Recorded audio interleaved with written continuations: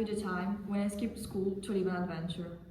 We used to play at being Indians every evening after school, and Joe Dillon always won, playing aggressively.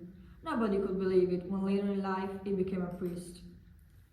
We used to pass the papers around secretly at school, under our desks.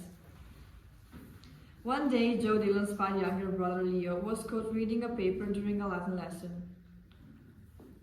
What have you got there, Dillon? Let me see.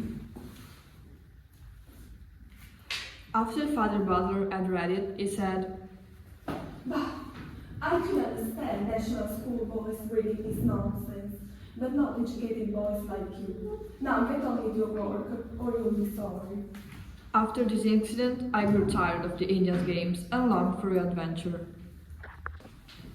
Since the summer holidays were approaching, I decided I would skip school for a day.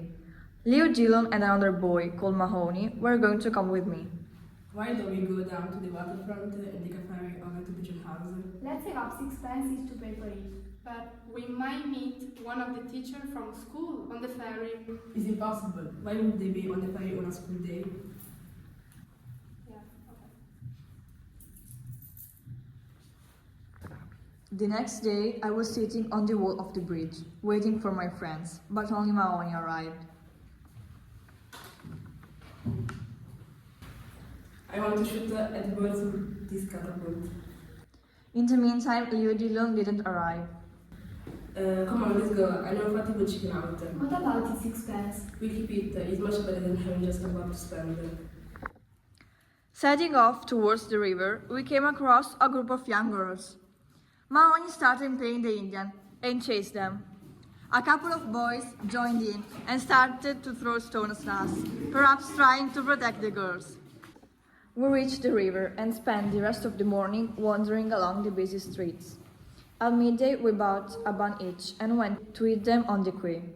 We could see barges and a large ship being unloaded. Imagine settling up the sea in that. What fun we would have. Yeah, and visit all the distant lands we studied at school. Let's take the ferry across the river. And we could buy some chocolate and lemon on the way. A cat!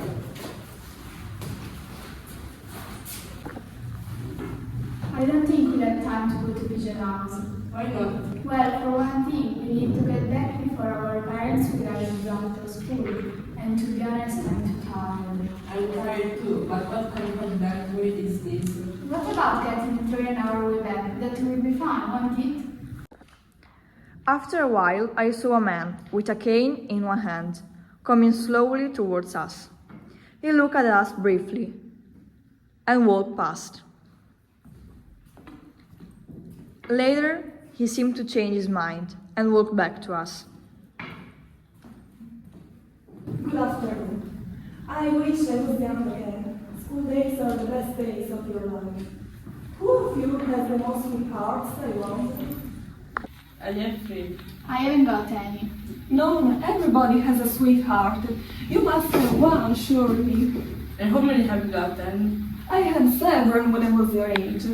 Oh, I love girls' soft skin and hair, their sweet voice.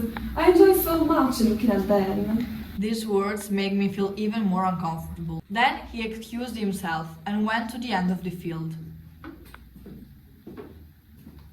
If you ask our name, you're Murphy and that's Meet. Alright, he is such a weird man. Do you think? The old man came back and saw Mahoney chasing the cat again, and he said, Your friend is a legend. He's very rough. Imagine he's whipped regularly at school. Boys like that should be whipped. I'd whip any boy for talking to a sweetheart. With him and with him. I wanted to get away from him, but didn't want him to realize I was afraid. I have to go. Seeing Mahoney in the distance, I called. Murphy, Murphy, Murphy! He didn't react the first time I used his name, but when I called him again, he came running across the field to meet me. Oh wow, what an adventure you had! You were very brave, Dad. Yeah, I would never have thought you could have experienced such a thing at such a young age. Dad, we're so proud of you!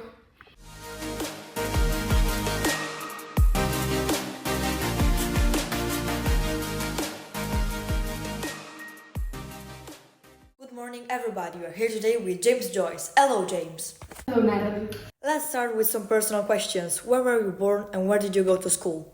So, I was born in 1882 in Dublin. I'm the eldest of 10 children. My family was Roman Catholic, so at the age of 6 I was sent to a prestigious Jesuit boarding school. My family sinked in poverty, and because my father started to have problems with debts and drinks, and I soon had to leave it. Then in 1898 I started studying at the University of Dublin, where I learned French and Italian.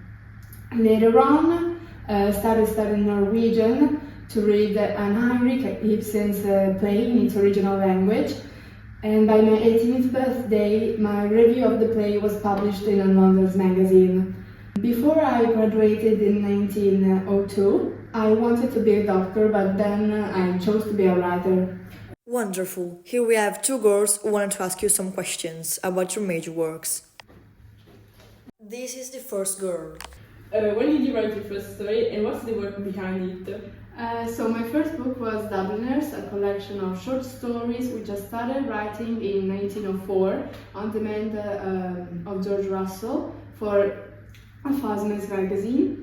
My book wasn't published until 1914 due to some indecent words I used, and even Russell decided they weren't suitable for his magazine. What a shame. Now we have the second question for you. What is your masterpiece and what are the particularities in it? My masterpiece is Ulysses, and I wrote it in 1922.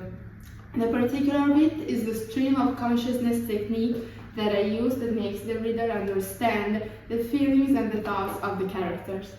Wow, it's amazing. Thank you. Thank you so much, James, for your time. And thank you, girls. See you all at the next interview. Thank you, everyone. Bye.